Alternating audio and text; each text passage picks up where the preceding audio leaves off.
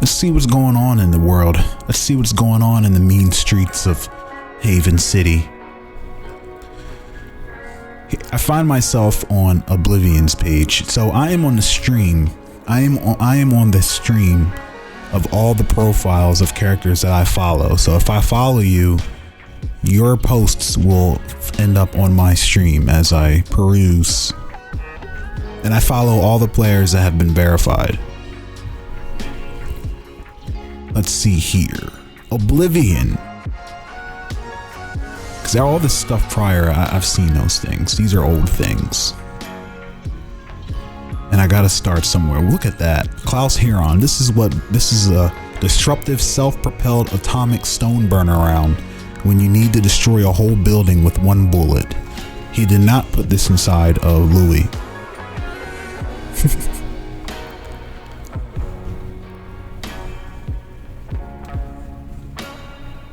Let's start with choices. This is by Oblivion. Is this a poem? Or a journal entry? This is a journal entry, I think. Choices. July 29th. You know, I think I need to go somewhere new. Smaven's. Smaven's is getting a bit boring because nobody shows up anymore other than Morris. Maybe I should head to Razuliverse or Palladia. Razuliverse has good food, like Smaven's. What?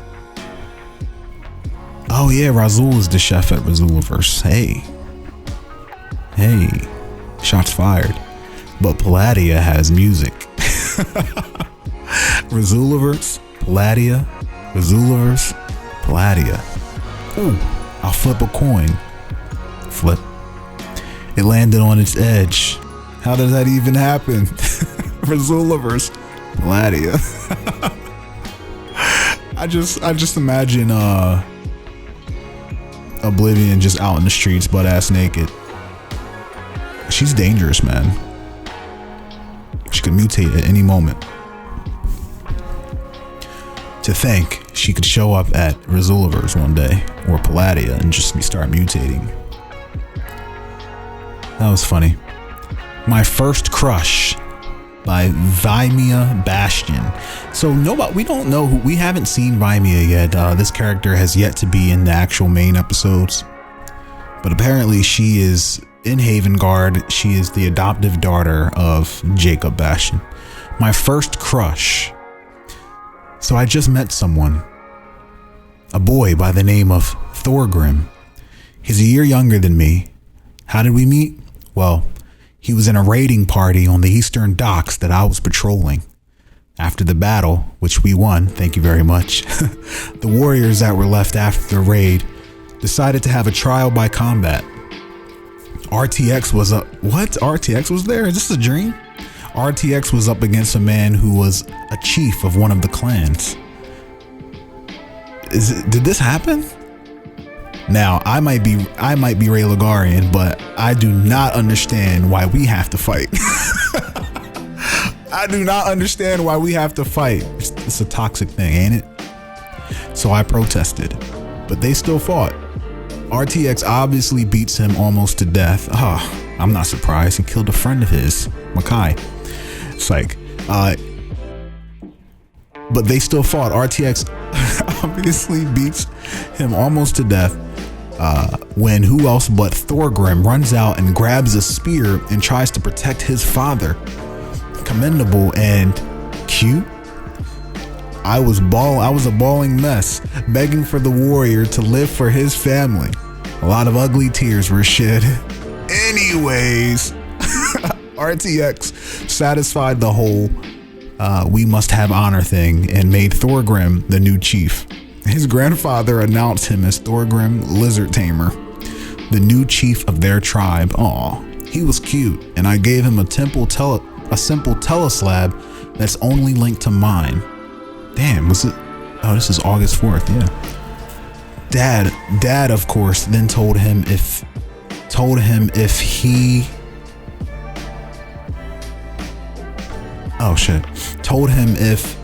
he used it, he'd make him into a eunuch. I hope he didn't take Dad too seriously. I hope he calls me sometime. Man, we just got a glimpse into Viama Bastion's life. That was kind of cool. Looking forward to see the other stuff, but did this really happen? Like, is this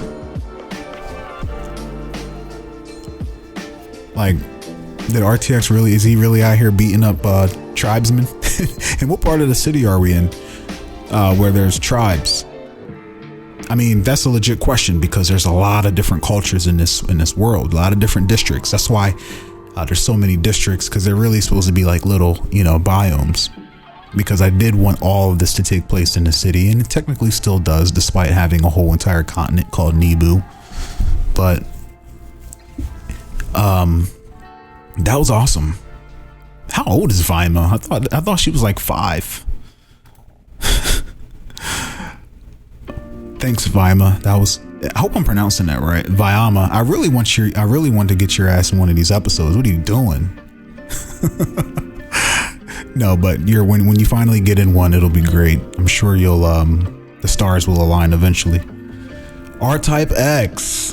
Oh boy. Striving for success and superiority. Oh God. Here we go. RType X, the Aoki Moju King of Raylagar. The measure of a man is what he does with power. Strength is a choice we make for what is important. But how can anyone without compassion ever understand that? Power is also the measure of a man. Without strength, how can you protect anything? Oh, here we go. Oh, okay, it's not that bad. Yo, RType X has a lot of, man. RType X, shout outs to you for really using your character profile, man. I can't wait to get to these. Go easy on us. All right, striving for success and superiority. Let's get it. Without strength, how can you protect anything? Protect yourself? The Alpha and the Omega, RType X. Taking an overpowered Raylagarian. Now, mind you, this isn't an endeavor. Matter of fact, going forward, just so I know that this is an endeavor, when you post your journal entry about the endeavor that you accomplish, your achievements in the Discord RolePunk, put that in the posting so I know what, which ones we are doing lore passes for. And also for endeavors, you are posting the ones that you were successful on. And the ones that you fail. What I'm saying is there was a little bit of confusion as far as like I saw there were a couple people that were rolling until they got it, when really you're supposed to make a story for even your failures, and you only can do an unlikely endeavor once every 24 hours. But anyway, taking an overpowered Raylagarian badass and making him relatable. This is a case study on his character, I think. RType X is one of the most skilled, talented, and powerful individuals on the planet, but it is his ideals and what it means to embrace compassion that truly makes him compelling. His motivations for fighting, his personal values, his indifference for lust for power. He is a powerhouse, certified badass, D's hands provider. He can take punishment and dish it out 100-fold, always keeping it stylish, all while keeping a carefree attitude. RType X is not a man to be trifled with.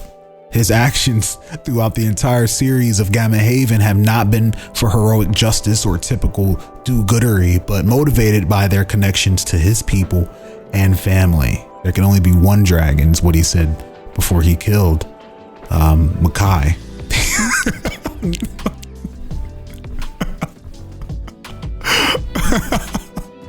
To understand RType X's path to power, he has a certain superiority complex,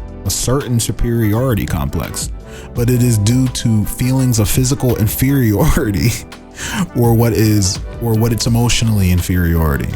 Lack of empathy form parents. Inferiority is not always a bad thing. These feelings lead people to doing great things in this world to prevent others from feeling inferiority. For example, a person who grew up without parents or with negative parents negative parents, can grow up developing feelings of inferiority, but could use those feelings later in life to run a foster home, aka striving for success. Yeah, that's scary too, man. People out here running foster homes who had a crazy childhood, and you know how they say hurt people hurt people. But anyway, however, people can also take those feelings and use them to gain personal power. For example, a person grew up poor, but then later in life became a money-obsessed individual, aka striving for superiority, aka Jeremiah Oliver. RType X is a man striving for success and superiority. He has a very concrete example of power, his Raylegarian heritage and bond with the Lotus. He is a superpowered individual because he is RType X's because he is Raylegarian. So it is easy to see how RType X would be so straightforward in his thinking. RType X's justice in this world for the pain he felt is strength at all costs. RType X's justice in this world for the pain he felt is compassion for those in similar situations. RType X was motivated to avoid the pain that comes from vulnerability. RType X is now motivated by embracing that pain. The battle of ideologies. RType X is more compassionate than he leads on, and it is extremely evident with his relationship with Epony. Family relationships leaving one to constantly follow them out of a mixture of grief, anger, and sorrow.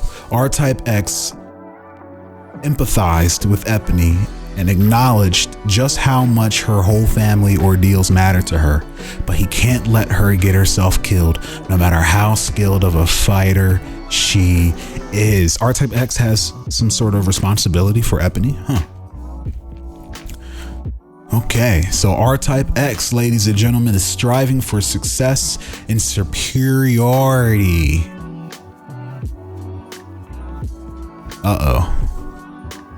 Next we have They Know You by RType X. RType X, the Aoki Moju, king of Raylegar. What's this?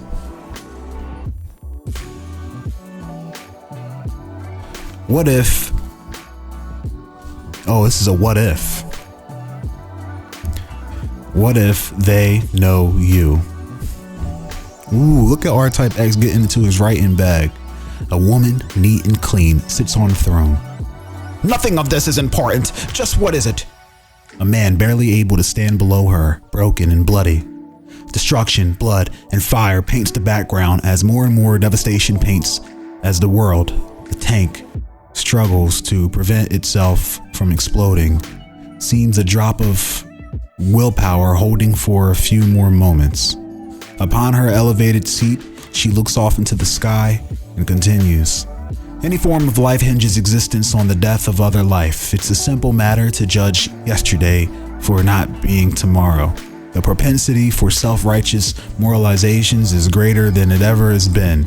We live in a golden age of privileged languishing over moral quandaries we never have to face, simply because our ancestors did that for us, all the while inventing new things to complain about. The man coughs violently as his view of her went from seeing double to quadruple. Evil and good are rather limber concepts. What was good 100 years ago is evil today. What's evil today can be effect of life if times get tough. It's a fantastic deal, isn't it? Because as Raylegarians, we made all of it up. Our evolution into social creatures driven by strength, intelligence, group thought, and communal provision is what created the need for our species to imagine the invisible laws that can justify survival. The desire to continue existing is why we are all here. We are all making up rules to explain it. We are so obsessed with justifying why our configurations of atoms should be allowed to persist, why one existence is good and one is bad. She now focuses on the man, her son, staring him into his eyes. Oh, it's his son? What is a good life anyway, son? Biological success, hormones and loneliness propel us to have children. The son stands nearly dumbfounded at the lack of care in her tone. She continues, "But your own child is only 50% of you." Her tone sharpening harder. They may not even act like you, or even worse, they may be inherent, the part you hate most about yourself. Their child will be 25% of you, your great-grandchild. What the fuck? Their child will be 25% of you, your great-grandchild? Barely even relate. What am I reading? You may as, where am I? Let's rewind. Sorry, let's rewind. She continues, "But your own child is only 50% of you." Her tone sharpening harder. They may not even act like you, or even worse, they may be inherent, the part you hate most about yourself. Their child will be 25% of you, your great-grandchild? Barely even relate. You may as well not have a child at all, she states with a coldness to her aim at no other person in this world but him. The fact of the matter is, when exploring the universal meaning that we create every day, we all need someone to embody change, an antagonist, a villain, someone upon which to pile all of our insecurities, fears, and hatred into, someone to take the blame, a political party, a race, a parent. She points, yourself. RType X no longer able to stand in the last of Gamma Haven and begins to. RType X no longer able to stand is the last of Haven and last of Gamma Haven. That's the name of the series, and begins to slowly fall to the ground as the very last of the resistance dies with him. The disinterest of his mother, Rabia Sajin, sitting upon her throne in the middle of the world-wide massacre, and ruins a mega city once viewed to be ugly, is what only remains.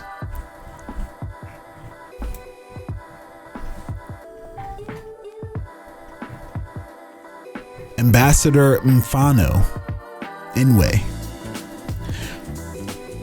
He chimes in, "The purpose of Mfano is to exhibit Haven from a street-level perspective, quasi-political perspective. It is my intention to elaborate on how a functioning society attempts to deal with occasionally godlike figures clashing, what repercussions it might have for the public and those not necessarily invested, the greatest of powers or the most valuable of assets." His angle will thus focus much more on the day-to-day struggles of both people and communities alike, hopefully adding more texture and detail to the world of Haven. Mfano's story will also be a story about self-discovery, both for Mfano himself and that of his people, as they have to patch together what little that's left of a forgotten past and culture. Ambassador Mfano Enwe, also known as Quickbeak. Mfano is a picturesque example of a dogged determination in the face of overwhelming odds. Eking out a living among a displaced people, he attempts to meet every day with compassion and personal integrity. Man, I know he has some wild stories. What does Mfano do? Let's see. Mfano is a migrant. He arrived from Anvil. He is of the Nguvu. They are avian aliens. Cool. Racial keyword, leadership. He's a mystic punk type. His mutation or ability, he's a scion, psionic alacrity, or super speed. Oh, super speed? Is he faster than Ali? Oh man. He's a burgeoning scion, currently only capable of activating a self-produced biosonic field termed the Celerity. Once active, vastly increases stamina, reflexes, agility, time perception, and durability, while simultaneously allowing him to travel at supernatural speeds up to 930 miles per hour, Mach 1. which she can safely navigate both physically and think fast enough to comprehend the field, greatly diminishing effects of friction, inertia, g-forces, the collision of airborne particulate matter, and other adverse effects one might experience. He can project the field to incorporate objects and other people, allowing him to manipulate them in real time relative to himself. Momentum can, by choice, be maintained or dismissed, allowing him to safely transport people or send a full-grown man hurling across the room with a simple, light slap of a feather. Oh, Infano, he got speed. Okay. Does he look like this? Man, he looks cool. He looks like a... See, I was hoping to get some cartoon characters in here. This is a place for every kind of character. And everybody will eventually be able to really show what it is they're here for. Skill ability. Hopefully I can pronounce this right. Eidetic memory. Eidetic memory. Photographic memory. As a side effect of his mutation, Infano has an increased capability of recalling events and details. He can accurately recall vast amounts of information with unerring precision and uses a great variety of different memory techniques he has retained since his arrival to the tank. He has further complemented these skills with new techniques learned while staying in Haven. The result is that he is an accomplished investigator, able to recall details with such accuracy that he intermittently sees connections others might not notice immediately. Oh man, this guy is stacked. Like, I like how specific, like he knows what he's here to do.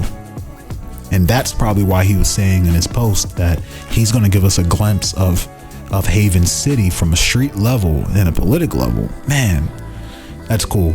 Asset ability. The Featherfall Commune. Okay, he has an asset and it looks like it's his people. Infano works as an avatar of the Nguvu and one of the leaders of the Featherfall community, a non-profit NGO dedicated to the restoration of Nguvu culture, history, and racial heritage, working alongside the M'ada. I like that. The M'ada. The closest equivalent, the Nguvu, identifies as an overall political leader. He has far-reaching influence within the approximately 6,000 individuals eking out a new life in the Atlas District. Oh, he chose the Atlas District. I wonder why. I gotta revisit the Atlas District. Is there an Atlas District? This title means he can, if needed, call on help from his fellow kinsmen. While limited in scope from a monetary perspective, the Nguvu people's cultural propensity for the mystical arts means that he is given access to some magical knowledge. Let me be perfectly candid. I thought I was... Oh, is this how he talks? This is a quote. Okay. Let me be perfectly candid. I thought I was familiar with the concept of absurdity, but nothing could prepare me for Haven. It's like a menagerie of unprepared. Infano lamenting the fate of the Nguvu people's current place of rest to his assistant, Misan. Yo, these names? Did you come up with these names? Ambassador Infano Inway. I like that. I like these. Man. So hold up. Is there an Atlas District? Let's see. Do y'all like the new look of the Anvil website? I do. You can go to explore and like there's a codex and compendium and an atlas and I gotta figure out how I can check out this map that was made by what's his name, Marshall Mesa. This is a map of Narcosis, and there's currently 2 map locations on here that I put, but I never got around to finishing it. I gotta figure out a way to give this access to Marshall Mesa so he can edit the map that he created. Like when you put markers on here, it can take you to like, there's all kinds of stuff it can take you to. It's really, really cool. Just have to finish it, but that just wasn't on my top to-do list. Let's go to districts. Is there an Atlas district? I don't remember there being a district. District, codex.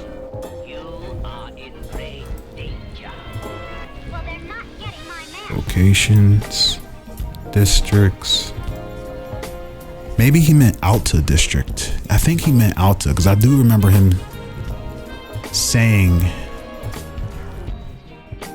he lived in the where it was cold. And it's cold in the Alta district. In Haven's most northern outskirts, a complex of suburbs and markets pepper the highest elevated district. Yeah, I think can I do a quick edit? Yeah. Let's do a quick edit. I want to tag the Mguvu, if this is where they live. Commune.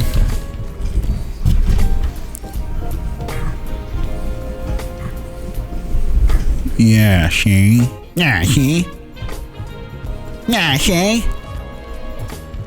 Hey, short man. Did it save? Yeah, it saved. The Alta district. I don't want to do a quick edit. I want to do a full ass edit. Ah, what happened? God damn it. Whatever. I want to get the Mguvu. So I'm curious, Ambassador Mfano Enwe, how'd you come up with these names? These names seem like they're sticking to a particular theme. It sounds African. I don't know. Is it African? When I see Mfano Enwe, when I used to play NBA 2K, I used to have a character with an African name. His name was Mfano Ugu or something like that. I wanted to be like the next Mutombo. At least I was doing a franchise mode. Yeah, when I play basketball games, it's like an RPG to me, man. When I dunk on people, like, those games are pretty much RPGs. You got to build your attributes up.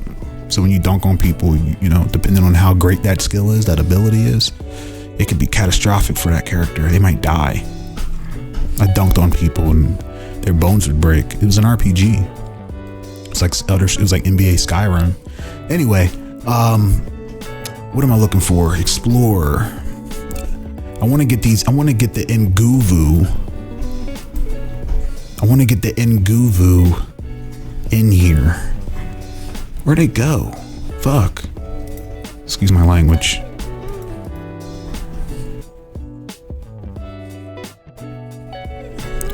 It's right in front of me. I'm just drawing right now.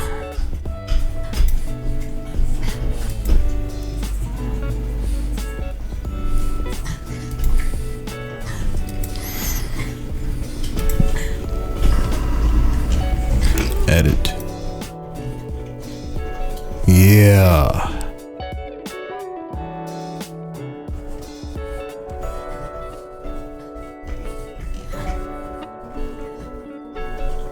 Look at all this. All this has to get fleshed out.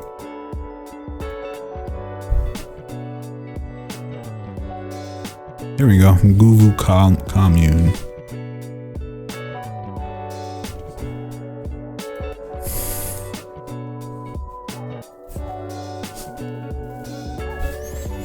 I think that's good enough.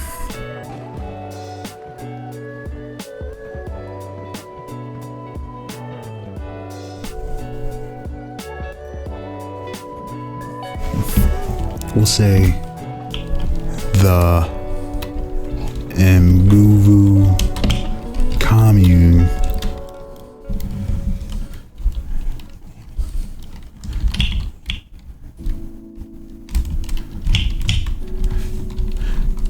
entire population of the Mguvu commune resides in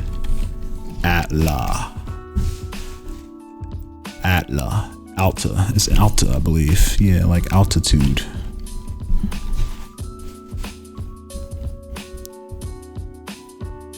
Okay. Well, alright. Well, alright then. Let's get back to it.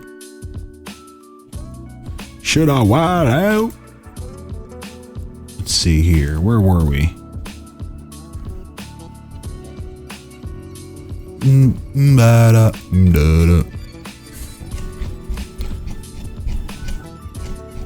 There's some wild stuff on the stream.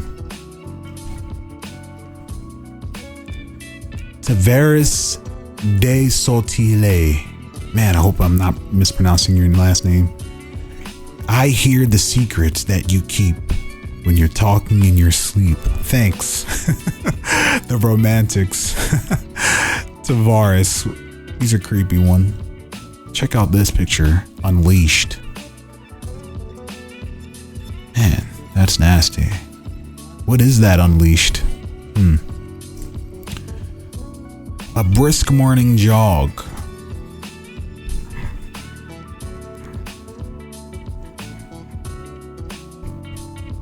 Where are the endeavors at? Where are my endeavors at?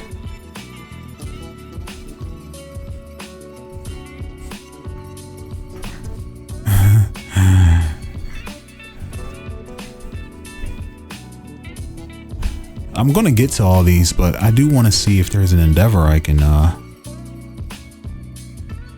think this might be one, because this is definitely one of the ongoing challenges, but so could the other ones. I don't know. I can't tell if it was a success or not. Let's do a couple more of these for this particular video. Let's see what's going on with this brisk morning jog by Infano.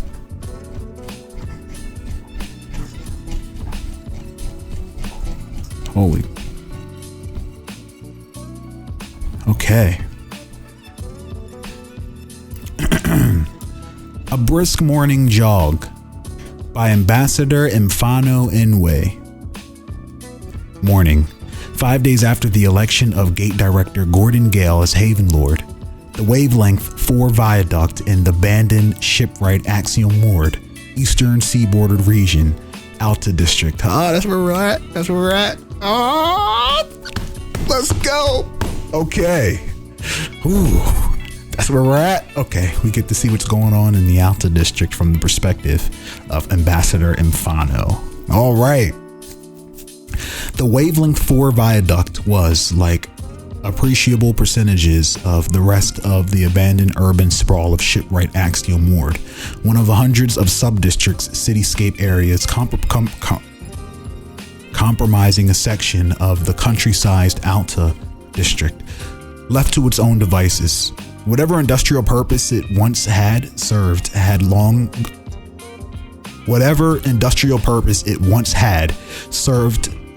long ago been subsumed by the inexorable march of progress, shifting entrepreneurial attentions, and a wholehearted sudden collapse of the economic infrastructure as a result.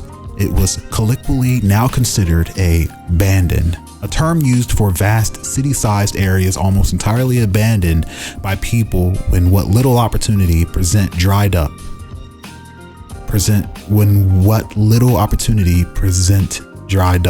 Here, derelict buildings quietly decomposed in peace, slowly being reclaimed by what hardy, cold-resistant vegetation that managed to survive the otherwise semi-polluted atmosphere of this frigid northern region.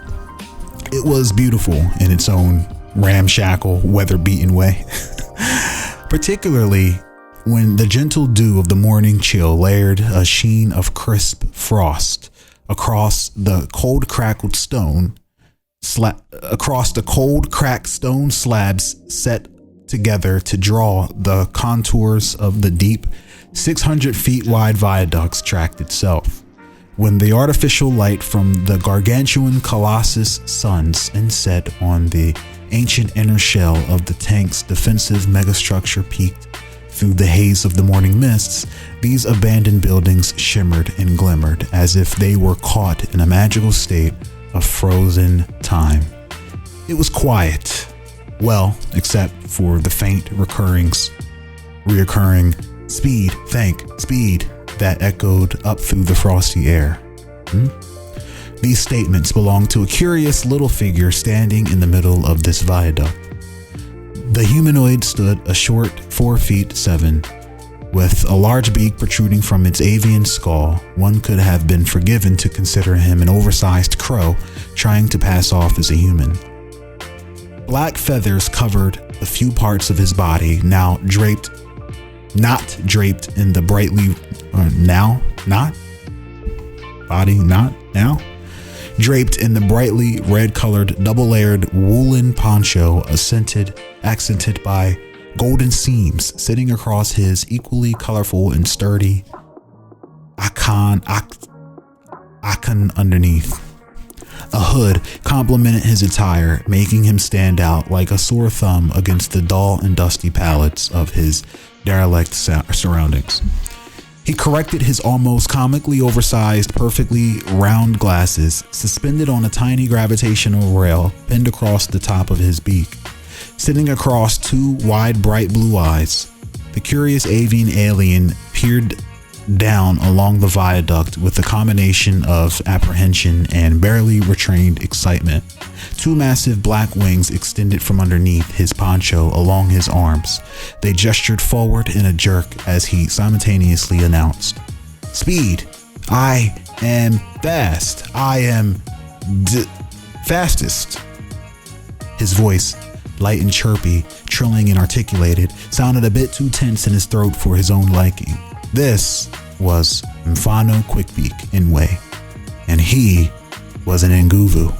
He, like the rest of the 6,000 other Nguvu in the tank, was also a migrant, the communal term given to the newcomer aliens arriving by gargantuan starships that departed some months ago from their former short-lived home called Anvil. He, unlike the rest, was also an avatar, a sort of exemplary version of his people, thrust forward to represent those curious birdfolk among the many other disparate souls living in Haven. This invested him in the blessing, or more appropriately, the burden of responsibility, putting him in the heavy shoes of part ambassador, part diplomat, part quasi-governmental administrator, and part archivist for the discombobulated Nguvu people as a whole. And he, very much unlike the rest, was about to field test for the third time abilities no one who rightfully claimed to partake in reality ought to be able to do.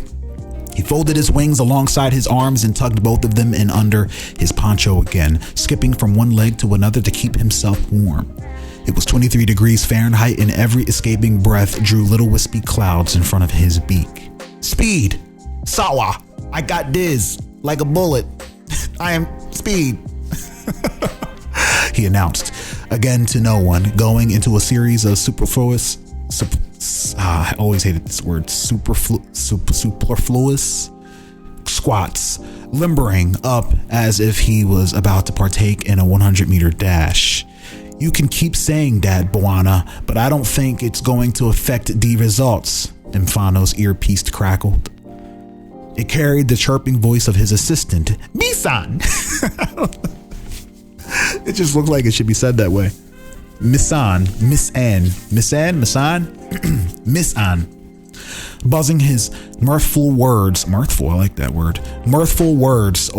shortwave radio. While considerations had been made to use teleslabs, the eventual decision fell on what essentially contributed to ancient technology. The hope was that this might throw off potentially interested rogue artificial intelligences with a chip on their shoulders. "It's as much about mindset," retorted Mfano with a huff as he lifted a crow foot up to his posterior and stretched his calf. "Radio check complete, and I'm going to trust you on that then," laughed Misan's voice on the other end. Mfano grunted first, and after a long moment he chirped, "Okay, proceed with last-minute checks." He heard the crackling sound of someone readjusting themselves on the other end before Misan's voice hummed back. "Sahuko." He started in the Nguvo equivalent of, all right then, recording his running, accelerometers, radar, lidar, digital, anemometer modules, all reporting green on your side. Signal is crystal clear. Buona!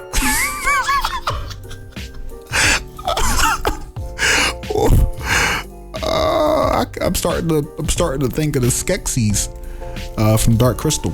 Infano let a crow-clawed hand gently trace along the small Dora-plastic device. I like how he's making these things up. Dora-plastic device, Celerity and Sonorometa modules. Dora-plastic device hanging from the belt. The velocimeter did exactly as its name suggested and had already been instrumental in solidifying in cold callous numbers exactly what Infano was capable of the 2 prior times they had partaken in this experiment. So recapping the plan, you will use the viaduct to build momentum gradually so we can make sure calibrations are good, eh? By the time you pass me, those calibrations should be sorted. That was the easy part, Infano surmised. Quietly, surmised is what I surmised. Not surmised. I said surmised in the episode and it bothers me. I meant to say surmised. Infano surmised, like he says here, quietly in the privacy of his mind. Then you keep accelerating until you hit the ramp access leading to the sea. Now, when you hit the mouth of it, you have to be traveling somewhere between 200 and 300 feet per second, okay? So above 130 miles per hour? Per hour? Infano's heart did a somersault. There was a telling pause before Misan's voice chortled in abject disbelief. Just confirm I said that, Buana, because it doesn't make much of sense when I listen to myself saying it. Above 130 miles per hour? Infano returned with a little sigh. He didn't hold it against Misan. No living being of his size and make should be allowed to travel so fast unaided by any outside power. He intellectually knew he had moved at these speeds before, but more conscious parts of his brain still stubbornly balked at the very idea. And you are certain that's enough? He inquired, then unable to keep the little tremor of uncertainty out of his voice. Math checks out, Buana. 30% faster than you need to go to not sink through water. Assuming well, drag. I don't know what that means. Assuming well, drag won't become an issue. Misan's voice carried an unspoken question. It won't? I mean, it shouldn't, Infano flatly retorted. Truth be told, he was terrified that he was wrong. While he couldn't perfectly encapsulate what it might feel like face planting into a water surface at race car speeds, he had the good graces to assume it was going to be uncomfortable. We'll just have to see, okay? So assuming that goes well, the part is probably going to be the hardest one. A push to see how fast you can go for extended periods of time, eh? It's about 100 miles from the mouth of the wavelength 4 to Point Haven North. We're hoping to see something interesting by the time you pass Second Point Haven Pier. The Second Point Haven Pier, a long pier sitting rather far out into the sea that once worked as a lighthouse station, was 2/3 of the way to the endpoint Infano hoped he'd reach. Right about now, a hover truck stuffed with some 14 Nguvu was puttering towards the tip of the pier, all eager to see the avatar pass by. His end goal was Point Haven North, a small harbor front among many dotting along the northern coasts of a small Point Haven tip of the Alta district.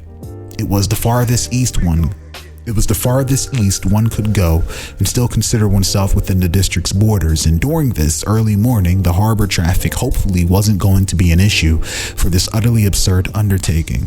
So, that's about it? Really? Can I get a confirmation that your life jacket shows green? Misan inquired. Infano clicked the button on the other, slightly larger satchel-sized device on the opposite side of his hips. A comforting little green LED light blinked twice. In the event he wasn't able to reach the other side, this little unassuming satchel would flash inflate into a lifeboat with integrated chemical heat elements invented by Excalibur that could beat Infano alive until his compatriots could fish him out of the water. It was a safety measure, but he couldn't shake the notion that it still felt a bit flimsy. We are green, so run through the viaduct. Don't get myself killed when I try to walk or run or whatever. And keep going across a 100-mile expanse without stopping. Okay then, easy. The last part was a feeble attempt to convince himself that this wasn't a terrible idea. Misan apparently caught up on this and cautiously suggested for the upteenth time, "We can always abort anyway. Wait until we have better instruments, more people, and extensive safety protocol." "Out of the question," Infano interjected with a huff. "Time is a luxury. We can't squander. Control. Give me a go when ready." A mumble of acknowledgement followed before a longer silence politely settled. Infano paced across the dusty floor of the viaduct with a few jumping bird skips, himself murmuring, "Speed, I am speed. Just keep going and don't stop." "Okay, Avatar." Velocity stress test number 3. Morning, 5:47 a.m. Light overcast skies. Weather forecast is within acceptable parameters. Avatar, you are go to commence the run. "I'm gonna die," Infano bleated out underneath his breath in barely a whisper before he added with a mock confidence, "Avatar commencing calibration run. Stand by for readings." The diminutive Nguvu bounded into a light jog, skipping across the ground, much like his animal counterpart would have done. He kept arms to his side, crow hands clenched close to keep his chest and flanks. Infano distantly felt that his muscles began to work. He quietly relished in this altogether normal reaction from his body, just an avian alien jogging down through an accident-abandoned viaduct in a flashy poncho. "Every instrument is picking up a read in Buana. We are good across the board. 4 miles per hour." The Avatar allowed him to skip daintily for another 80 feet before he announced, invoking Celerity now. A little static sensation seemed to buzz at the back of his skull, coursing down through his spine in a feather-shuddering chill. That something he had come to terms with seemed to step into his mind and settle there comfortably. The Celerity. A field that he could invoke as part of his inexplicable psionic powers he up until a few weeks ago didn't even know he had. He felt as if something hugged around the entirety of his body with such a soft touch it was barely perceptible. He blinked his eyes as details began to sharpen, as if his eyesight had just doubled in efficiency. Details that otherwise smeared even at these relatively low velocities, insisting on being as sharp as ever. Okay, seems like the Animal Meta is reporting a discrepancy. Its data isn't correlating with radar and LIDAR readings. So, as suspected, it can't pick up the velocity of wind speed any longer, Infano inquired, noting how his voice is no way sounded winded despite his light jog. He sped up. "The Ya field, as Ya call it, must be simply negating the effect of air drag," Misan's voice speculated. I'm butchering the dialogue, I'm sorry. Misan's voice speculated in a mumble. 8 miles per hour. Hour. "Good," chirped Infano and sped up. "I mean, it has to do so. How? By my feather coat. I don't know, but we can safely put that question in the ground then. Otherwise, all other instruments are giving good readings. No, wait. Accelerometer is beginning to struggle as well. 17 miles per hour. Misan murmured in response.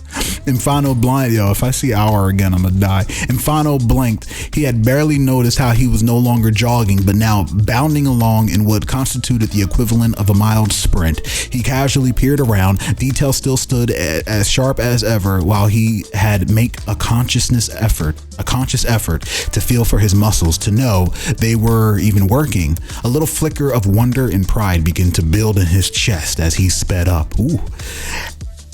What is this? Anemometer has completely flatlined. For all intents and purposes, the wind speed gauge is now convinced yet are standing still. The accelerometer is not having a good time either, confused that it doesn't feel the expected G-forces it ought to. Misan's voice paused and then chortled. 45 miles per hour! 45 miles. Yo, my dog is looking at me like I'm going crazy. 45 miles per hour. You're going faster than most in the district's traffic right now. Wanna? By the time Infano's membrane beak contorted into a little smile in response, he powered through the viaduct at 70 miles an hour, able to match most ground-bound cars on a dual-lane motorway. Little flecks of dust were kicked up in his wake, while displaced air began to warp and whistle lowly around the metaphysical field, and the psionic powers projected around him had won the providence and ability to regard the bolting bundle of red and black. In the process of breaking at least a couple of speed limits, they noticed how his eyes flared a bright white light. A trail of almost incorporeal wisps of white steam exuded from their sockets, and out behind him, hinting as the supernatural powers at play. He himself felt electric, invigorated, alive. He felt the legs more clearly now, but they were shrieking to him. They were shrieking to him to go faster. His entire body was jittery with relentlessness, physically detesting the notion of him slowing down, or worse, stopping. When Misan's voice chimed in, it had the breathless disbelief it demonstrated twice before. Whoa, okay. I need you to go steady, about 100 miles per hour. I mean, you need to slow down, Buana. The calibrations, do I have to? I'm certain the instruments can keep up. Infano spat back with a little triumph bouncing around his chest. Sorry, come again, Buana? Misan's confused voice inquired. Infano consciously had to speak and think slower as he repeated himself. The side effect of his mental processing and perception matching his already breakneck speeds by sheer instinct. Misan had probably just heard all the words comprising his question unceremoniously smeared together in an incomprehensible stuttering sound. Just try and stay at this speed a few more moments, Misan attempted again. It felt like an eternity for Infano, despite the fact that his surroundings rushed past him. Then Misan finally spoke about 2 seconds later. Okay, I don't think it'll get any better than this. You'll be at our passing point in not too long. Infano sped up, squinted, and peered ahead, despite the fact that Misan, with a mild befuddlement in his voice, reported that Infano now propelled himself at 35 miles per hour. It still felt almost too slow for the Avatar. Then he saw the flare, pre-lit before the start of his experiment. Its green haze crept up from a slim bridge on top of a bridge. Misan, a slightly shorter Nguvu in the equally colorful purple poncho, stood before the small hover scooter with two of them and shared on their 3-day journey to the testing ground. The small bird held a little radar instrument ahead of him as the bridge, and the flare all slowly crept over and behind Infano as he passed, or at least it felt slow. Misan's voice cried out, "Whoa, Buana! I could feel that! 197 miles per hour! There's still dust settling after you passed." "Focus, Misan," Infano returned, trying not to chuckle at the absurdity of the situation. "Dijo, okay, so as long as you just keep up that speed, you should have no problems whatsoever.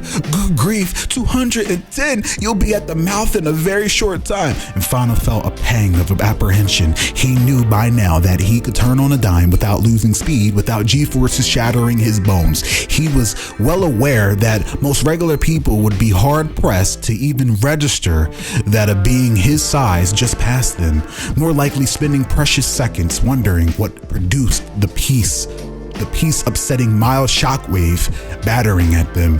This part, however, was an unknown, and he was racing towards that unknown at 267 miles per hour, Infano. This is crazy. You're gonna hit the point in 10 seconds at most. The math checks out, Infano demanded urgently. What? The math, it checks out. What? He demanded again. Well, yes, I mean, it should. Misan unconsciously parroted back to Infano. Well, there was no going back now, Infano. Well, there was no going back now. Infano's overactive mind opined flatly. A second later, time slowed down, or rather, Infano's perception of time sped up, stretching what for most people was just a second into what could as well have been minutes for the speeding bird. He was mild stride, just emerging from the widening maw of the viaduct. Ahead of him, a long ramp sloped down to murky blue-black waters, licking up across algae-coated stone. A seagull, startled by the sudden crackling whoosh of Infano's field produced during its active state, was slowly unfurling its wings to take flight, responding to an instinctual flight or flight intimation favoring flight. Infano studied the fouled creature as it moved so slowly in his world it might have well been frozen. Damn it, frozen. Its life was easy. Infano's mind announced to himself in envy. It didn't have to worry about the feasibility of running across water, or how to save a dying culture of its own species, or how Haven seemed to place hellbent on eating the disenfranchised. It could just spread its wings, fly off, live its short, brutal life of food, defecation, sleep, and occasional mating session before it either died from old age or fell prey to another bigger predator like a Maganax. Infano peered ahead. A vast expanse of water spread out before him, the shoreline slowly creeping towards him as his legs lazily pushed him onwards. In a few fractions of a second, he was going to push the boundaries of his barely understood skills. And despite the fact that he was already performing what would objectively be impossible, he felt the apprehensive sensation that he and the seagull shared one commonality: the constant fear of a bigger fish ready to swallow him up if he wasn't careful. Infano squinted his eyes shut hard and let his perception contract once again. A splash crackled in his ear and stayed around as a constant gushing roar complemented by the sound of someone speed banging a pair of drumsticks on a drenched bundle of clothes. Infano opened one eye and concluded that he was still moving horizontally. He opened his other and concluded then that his concerns about liquid drag fighting against the speed was moot. Misan's voice roared out in celebration in his earpiece, sluggish and slowed, as Infano's still sped up perception tried to find some good middle ground between real time and what was practical for his current velocity. Claws and crows, Infano, you're doing it, you're really doing it. Claws and crows.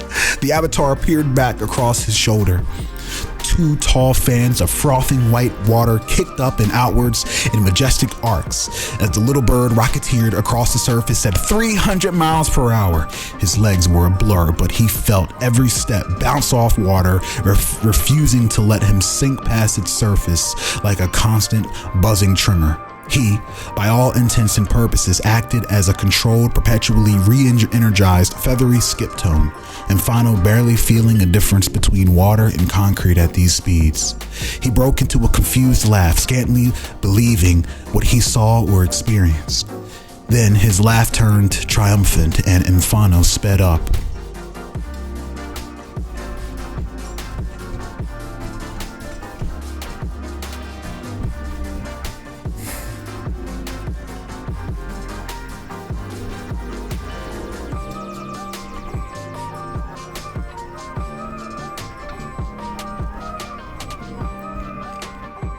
Man, what did I get myself into?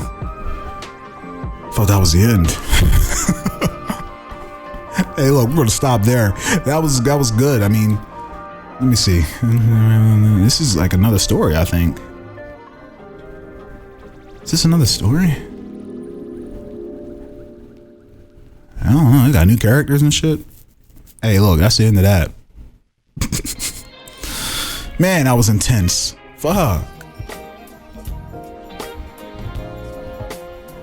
Hey, look, shout outs to Ambassador Infano. We just watched him experiment with his own abilities. That's awesome. I know Infano likes to write. I'm sure he has a lot of great stories that we'll get to. But I will say, get your endeavors up here too. And when you complete an endeavor, make sure you mark it in your post along with the result, so I can see if it was an unlikely that you overcame, or in either way, which is 50-50. And whether you lost or failed, whether you won or failed, still want to hear the story that you came up. So if you failed the role, tell us what that looked like, and then tell us how you bounce back from that and how you try again later. You know what I mean? Continue until you get it. And each time that you work your way to the attempt to ask the question again, make it interesting so we can kind of see the progress that you're making. You know what I'm saying? But primarily I'm going to be reading those, and if there's time I can definitely dive into posts that are not endeavors, but primarily endeavors matter the most because there's a chance of failure, and so they should be rewarded. So we want to get lore from your submissions, and I will ask if you could, write as much as you want, but for these endeavors, try to make them a little bit because I want to read them. I'll just put it that way. You know what I mean? But I would like to, I want to dive into what's going on in the world, but I do want to be mindful of how long that could take. So yeah, share your endeavors. I'm pretty sure there's a lot more endeavors that we'll get to. If I can figure out if they're endeavors or not. But hey, once you listen to this, if you submitted an endeavor on your timeline, can you mark that in there?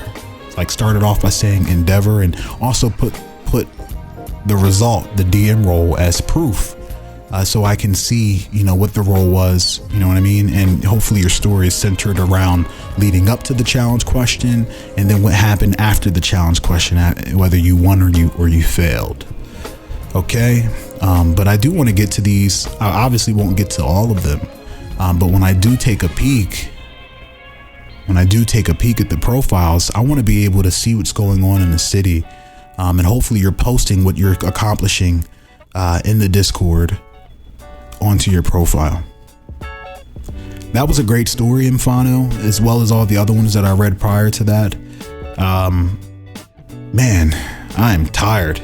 I felt like I was running across the waters, but I really like the characters that were in there and the way they talk, and and looking forward to seeing more digestible submissions and posts. One really cool thing about this is that you have profiles, and you have a journal.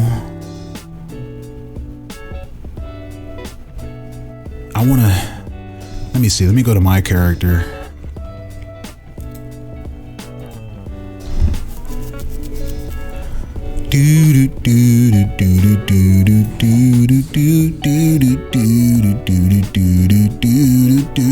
Yeah. Check this out. So you can post your thoughts and ideas, whether it be a thought or idea, your achievements. So this is where you would really want to, write what your achievement was. Event activity. You could put in the question right here. You got quotes, you got pictures, you got out of character, and then you got journal entries, right? I think the best way would be journal entries, but even maybe do a post that's prior to it saying, hey, look what I achieved. And then I would like to stumble upon these things so we can get some lore out of them, But hey, thanks for listening. Thanks for playing the game, RolePunking.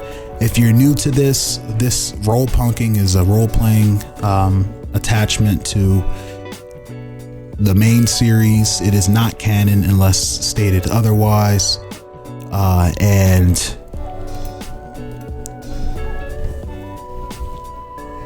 players who are participating are verified players who can kind of take their character and develop their character with other characters and make up stories and really put yourself in the shoes of your punk type, your character, and have an effect on this growing world around us. And the lore that comes of your stories gets put into the world. So you're essentially building the world around you one piece at a time, slowly but surely, in between the major episodes. And I'm still working on Act 2.